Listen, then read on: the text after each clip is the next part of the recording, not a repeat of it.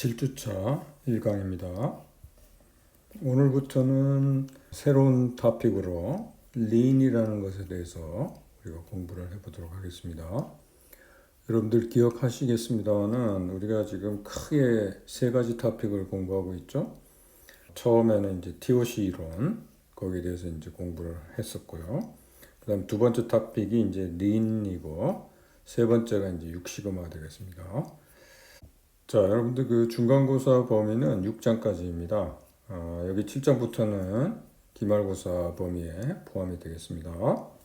자, 그럼 lean에 대해서 우리가 공부를 해보도록 하겠습니다. lean은 이 개념은요, 원래 도요타 생산 시스템에서 시작이 되었습니다. 원래 뜻은요, 낭비 요소를 제거하자는 겁니다. 그래서 lean을 여러분들이 영어 사전에서 찾아보시면은 군더더기가 없다든지 아니면 바싹 말랐다든지 그런 뜻이에요.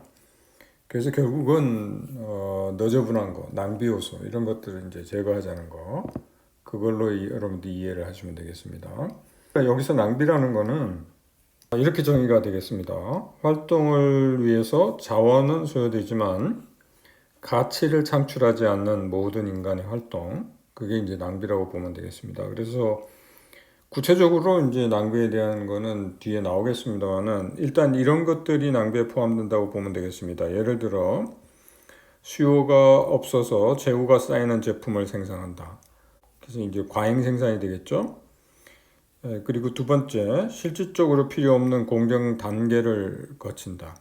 그러니까 필요도 없는 작업을 한다는 뜻이죠. 이것도 낭비가 되겠죠. 세 번째, 작업자나 제품이 특별한 목적이 없이 이곳에서 저곳으로 이동을 한다. 이것도 낭비죠. 네 번째, 상위 단계에서 작업이 지체가 되어서 하위 단계에서 대기를 한다. 이건 낭비죠. 대기 시간 같은 건 낭비가 되겠습니다. 그 다음 다섯 번째, 재작업이나 수정이 필요한 실수를 저지른다. 그러니까 불량이 발생한다든지 이런 것들이 이제 낭비에 해당되겠습니다. 그래서 우리가 구체적으로는 이제 lean 기법에 대해서는 우리가 뒤에 배우겠습니다만은 lean이라는 거는 노력이나 설비나 시간이나 공간 이런 것들을 덜 투여하고도 더 많은 것을 얻을 수 있는 방법을 제공한다. 이렇게 보면 되겠습니다. 아까 말씀드렸다시피 lean은 도요타 생산 시스템에서 시작이 되었고요. 근데 이게 이제 물론 이제 생산 분야에서 이게 탄생한 그런 개념이긴 합니다만은 지금은 이제 다양한 분야에서도 적용이 가능하다. 이렇게 보면 되겠고, 이 적용이 가능하다는 얘기는 결국 뭐냐면 lean과 관련된 여러 가지 다양한 기법들이 있습니다. 이 기법들이 다양한 분야에 적용이 가능하다. 그런 뜻입니다. lean에는요, 다섯 가지 기본 원칙이 있어요. 우리가 이 기본 원칙을 배우는 이유는, 결국은 기법이라는 것들이, lean의 여러 가지 다양한 기법이라는 것들이 결국은 이러한, lean의 기본 원칙을 실천하기 위해서 만들어졌다. 이렇게 보면 되거든요. 그래서 항상 그 원칙이라는 게 그래서 중요한 겁니다. 그러니까 모든 게 기법이랄지 다른 것들이 다 모든 게 원칙으로부터 비롯된다. 이렇게 보면 되겠습니다. 아까도 말씀드렸다시피 lean은 결국은 이제 낭비 요소 제거라고 말씀을 드렸죠. 그래서 낭비에 대한 일종의 해독제 역할을 한다. 이렇게 보면 되겠고요. 그리고 lean은 고객들이 원하는 것을 되도록 완벽하게 제공하는 데 도움이 되는 방법을 제공한다. 이렇게 보면 되겠습니다. 그리고 lean은 가치를 창출하는 활동을 최상의 순서로 구현하며 이러한 활동이 막힘이 없이 원활하게 수행되도록 하고 또한 더욱 효과적으로 실행하는 방법을 제공한다. 이게 사실은 여기 지금 나온 내용들이 결국 원칙과 연결이 되어 있습니다. 실질적으로 lean이라는 개념 자체는 도요타에서 오래전에 탄생했어요. 왜냐하면 여러분들 아시다시피 이제 도요타에 보면은 왜 JIT랄지 이런 여러 가지 시스템들이 있지 않습니까? 그 시스템들이 상당히 일찍 개발이 됐는데 결국은 그런 시스템이 개발된 게 결국은 낭비 요소 제거하기 위해서 개발된 거거든요. 예를 들면 JIT 같으면은 이게 이제 재고를 없애기 위해서 개발된 시스템 아닙니까? 이 워맥하고 존스라는 사람이 2003년도에 이 원칙을 만들었거든요. 근데 그 도요타 생산 시스템을 이렇게 연구를 해보다 보니까 이런 5가지 원칙을 이제 발견을 한 겁니다. 그래서 뭐 도요타에서 애초부터 이런 원칙을 뭐 적용했다 이런 건 아니고요. 이 개발하는 과정에서 탄생했다고 보면 되겠습니다. 그래서 그 5가지 원칙이 보면 첫 번째는 이제 가치에 대한 정의의 명확화, 두 번째는 가치 흐름의 확인, 그다음 세 번째가 흐름, 네 번째가 풀, 다섯 번째가 이제 완벽성이 되겠는데요. 이거에 대해서 이제 우리가 하나씩 알아보도록 하겠습니다. 우선 가치에 대한 정의 명확화의 의미가 뭐냐? 결국은 뭐냐면요. 쓸데없는 거를 제공할 필요가 없잖아요. 고객들한테. 그래서 고객들이 진정으로 원하는 게 뭔지 그거를 파악하는 거. 그게 결국은 가치에 대한 정의의 명확하라고 보면 되겠습니다.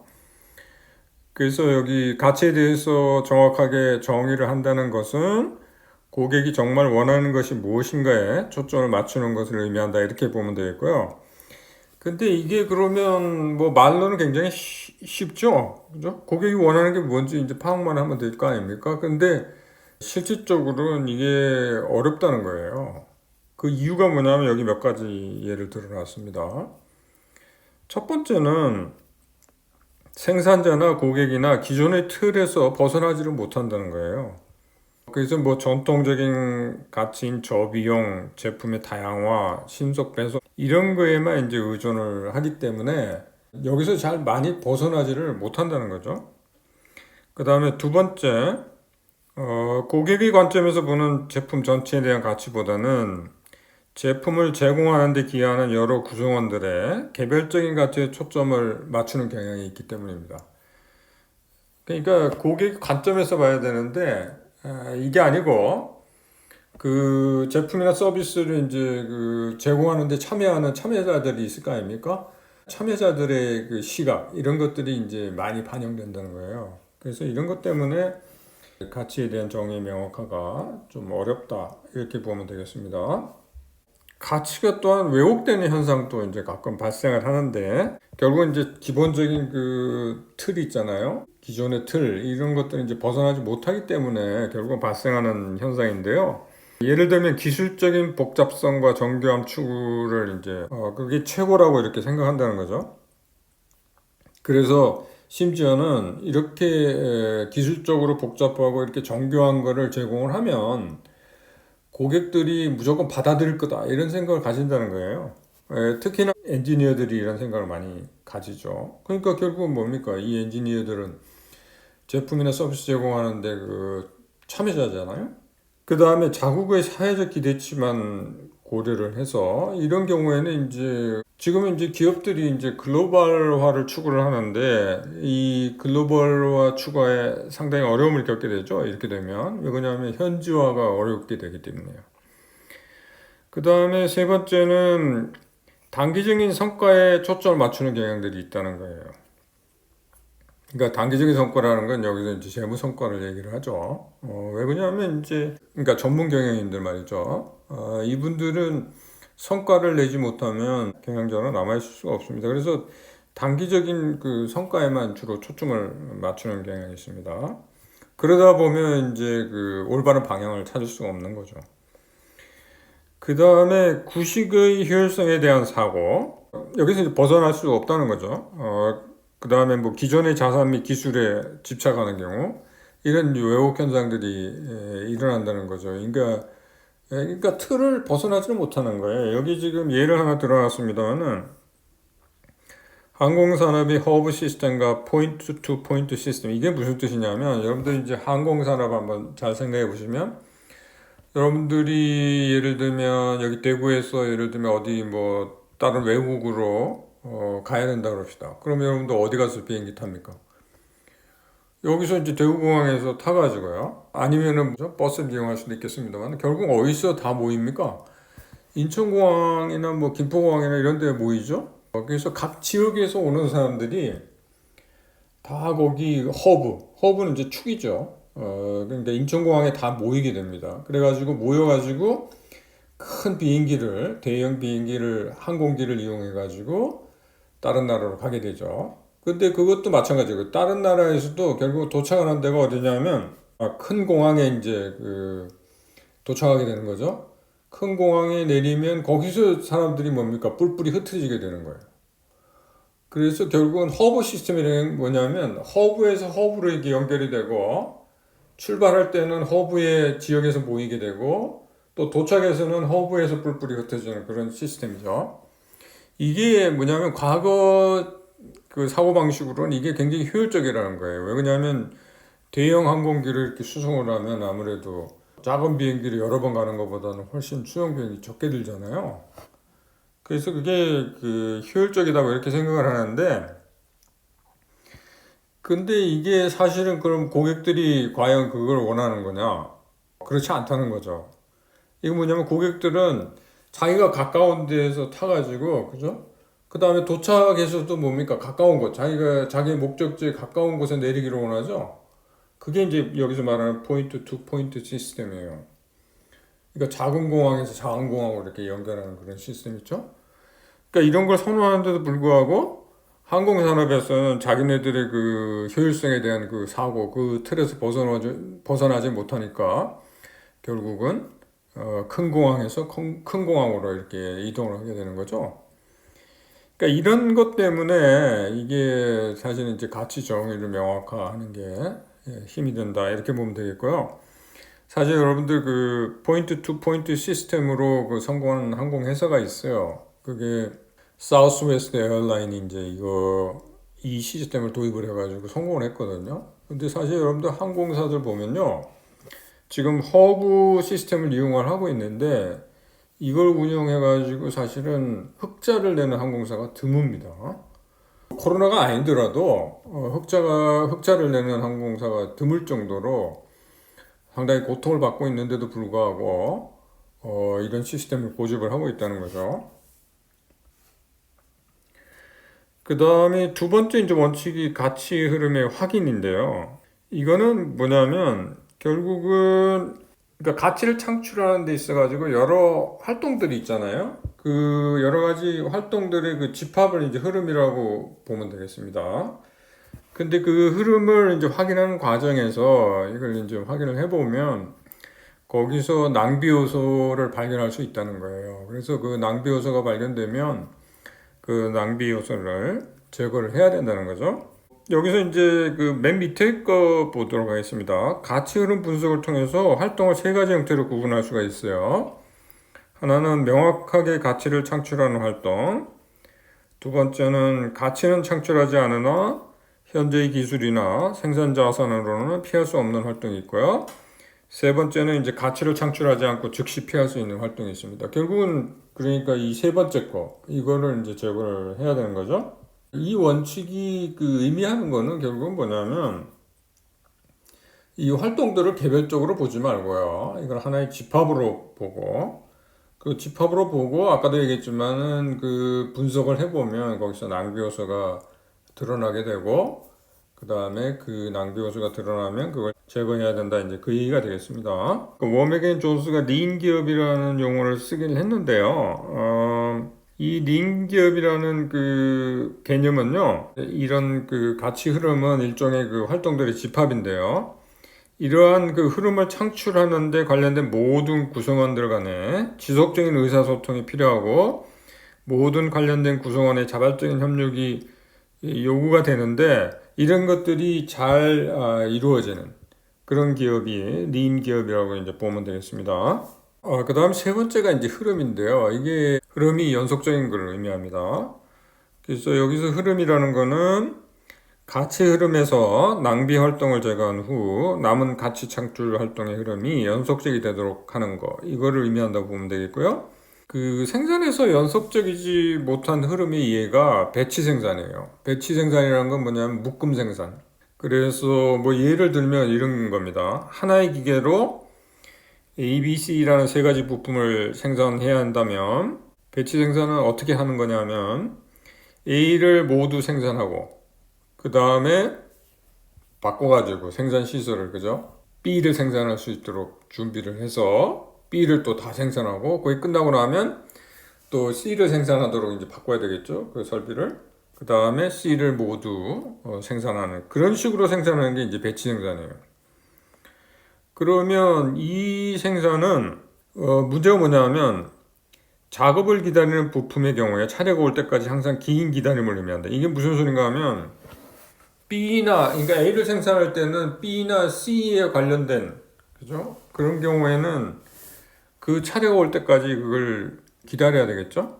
이게 물론 이 생산에서도 기다리지만 결국 누가 기다리는 겁니까? 고객이 결국은 기다리게 되는 거죠. 이게 연속적이지 못한 흐름의 이해가 되겠습니다. 그래서 반대로 연속적인 흐름의 예는 컨베이어 벨트 생산 시스템이 되겠습니다.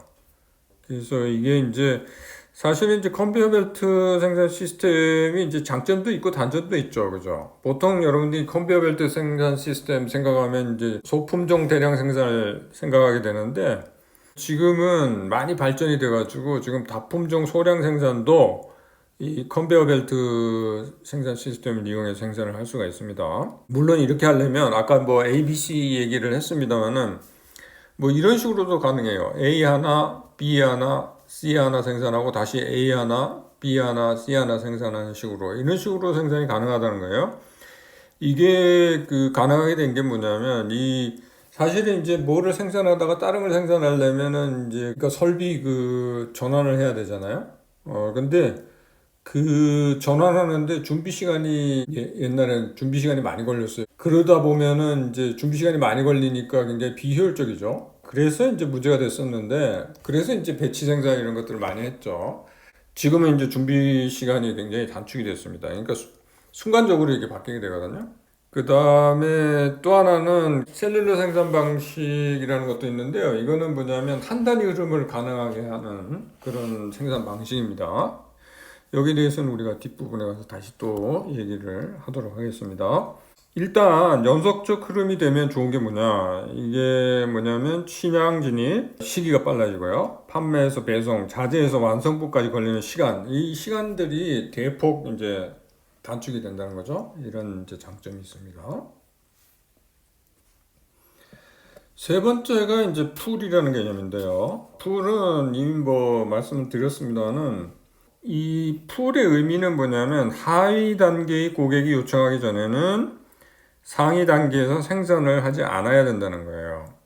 여기 고객이라는 의미가 뭐냐면 이게 최종 소비자를 얘기하는 게 아니고요. 그러니까 단계가 있으면은 후속 단계는 뭡니까? 선행 단계의 고객이 되는 거예요. 그죠? 그래서 하위 단계 고객이 요청하기 전에는 상위 단계에서 생산을 하지 않아야 된다. 이제 그게 풀의 의미가 되겠습니다. 그러면 거꾸로 고객이 제품을 요청하면 이를 즉시 충족시키고 이를 보충하기 위해서 상위 단계에서 주문을 하게 되는 식. 그게 이제 풀이 되겠죠? 이 풀은 우리가 이제 극단적으로 푸시하고 비교를 하지 않았습니까? 그래서 풀 시스템을 이제 완벽한 풀 시스템 하에서는 사실은 이제 재고라는 게 없죠. 그죠? 근데 푸시 시스템 하에서는 수 예측을 해가지고 예측 생산을 하기 때문에 이건 재고가 쌓이게 되는 거죠. 그러면은 일반적으로는 이제 푸시 시스템을 많이 이용을 하고 있는데 풀로 전환을 하려면 어떻게 해야 되느냐? 상식적으로 생각해서 요청이 있으면 바로 이제 충족을 시켜야 되잖아요. 그러려면 그 걸리는 전체적인 리드 타임이 단축이 돼야 됩니다. 그래서 리드 타임 단축을 위해 가지고 이제 필요한 게 결국은 뭐냐면 첫 번째가 이제 아까 얘기했듯이 준비 시간 단축이 필요해요. 그 다음에 두 번째는 이제 배치 크기를 줄여야 돼요. 그러니까 가장 좋은 거는 뭐냐면 한 단위 흐름으로 되도록 만들어야 돼요. 자, 풀 시스템 아까 얘기했지만은 이거를 하게 되면 어떤 효과가 있냐면 주문을 주별 혹은 월별로 하는 게 아니라 일별로 할 수 있게 되고 이렇게 되면은 전체적으로 재고 수준이 대폭 감소하게 된다는 그런 효과를 얻게 됩니다. 그 다음이 이제 완벽성 추구예요. 그 완벽성 추구는 뭐냐? 이거는 뭐냐면 이건 이제 지속적인 개선하고 연결이 되어 있는데요. 이건 뭐냐면 일회성이 아니라는 거예요. 이게 낭비효소 제거라는 게. 그러니까 개선은 한번 했다고 해가지고 끝이 아니고 지속적으로 이루어져야 된다. 이제 그 얘기고요. 그래서 이 완벽성 도요다의 경우에 완벽성 추구를 위해 가지고 두 가지를 병행을 하는데요. 하나는 지속적인 개선이고요. 카이젠이라는 거. 두 번째는 개혁입니다. 카이카쿠라는 거. 그래서 이 두 가지를 병행을 해서 완벽해질 때까지 개선을 지속하는 겁니다. 이게 이제 지금까지 얘기한 게 이제 5가지 원칙이 되겠습니다. 자, 그러면 오늘 우리가 얘기한 그 린하고 지난 시간까지 우리가 배운 TOC하고의 그 차이점하고 그다음에 유사점 이런 것들을 한번 살펴보도록 하겠습니다. 먼저 유사점은요, 몇 가지가 있는데요. 첫 번째는요, 린하고 TOC 근본적인 목적이 유사하다는 겁니다. 결국은 그 근본적인 목적은 결국은 리드 타임 단축, 거기에 있다. 이렇게 볼 수가 있겠습니다. 두 번째는 그 지속적인 개선을 그걸 강조를 하고 있는데요. 린에서는 아까 얘기했듯이 그 5가지 원칙, 그걸 통해서 지속적인 개선을 강조를 하고 있고요. TOC에서도 역시 5단계 접근법 있지 않습니까? 그걸 통해서 지속적인 개선을 강조를 하고 있습니다. 세 번째는 둘 다 이 흐름을 되게 강조를 해요. 그리고 풀을 강조를 하고 있습니다.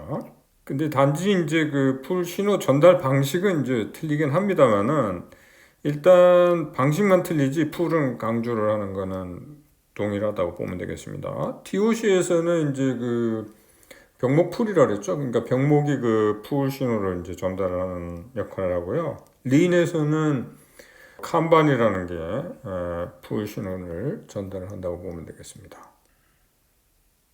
차이점은요, 몇 가지가 있는데요. 일단은 아까 그 풀 신호를 이제 풀을 강조를 하고 있지만 풀 신호 전달하는 방식이 틀리다 그랬죠. 그래서 린에서는 이제 칸반이 이용되고 TOC에서는 이제 병목이 이용된다는 게 좀 틀린 점이고요. 그 다음에 지속적인 개선을 강조를 하고 있습니다만은 그 접근법은 조금 다르죠. 그래서 린에서는 카이젠하고 이제 카이카쿠 그거를 강조를 하고 있고요. TOC에서는 이제 5단계 접근법 그거를 얘기를 하고 있죠. 그 다음에 가장 뚜렷하게 차이가 나는 게 뭐냐면 낭비 요소 제거하는 게 조금 틀려요. 그러니까 린은 모든 형태의 낭비 요소를 제거를 합니다. 근데 이제 TOC에서는 병목에다만 이제 초점을 맞추고 나머지는 오히려 여유를 가지는 걸 낭비이긴 하지만 여유를 가지는 걸 오히려 더 추천을 합니다. 그게 다른 점이라고 보면 되겠습니다.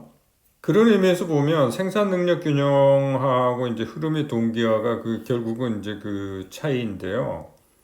아까 린에서는 뭐라고 했습니까? 모든 게 다 그 모든 형태의 낭비 요소는 제거 대상이 되죠.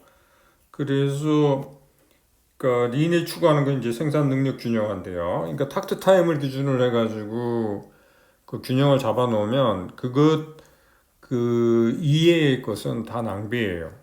근데 그렇게 딱 균형을 딱 잡아 놓으면 문제가 뭐냐면 이제 변동이 생겼을 경우에 이제 문제가 되는 거죠. 그죠? 그러니까 생산 능력을 딱 일정하게 잡아 놨는데 예를 들면은 그 한 곳에서 이제 변동이 생겨가지고 예를 들면은 예정했던 그 물량을 처리를 못 하잖아요. 그러면 전체에 다 영향을 미치게 되죠.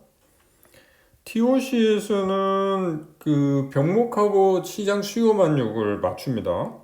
그리고 비병목의 경우에는 여유를 오히려 가지는 걸 추천을 해요. 왜냐하면 이때는 이제 변동 같은 거 이런 거 생겼을 때 거기서 이제 처리를 할 수 있게끔요.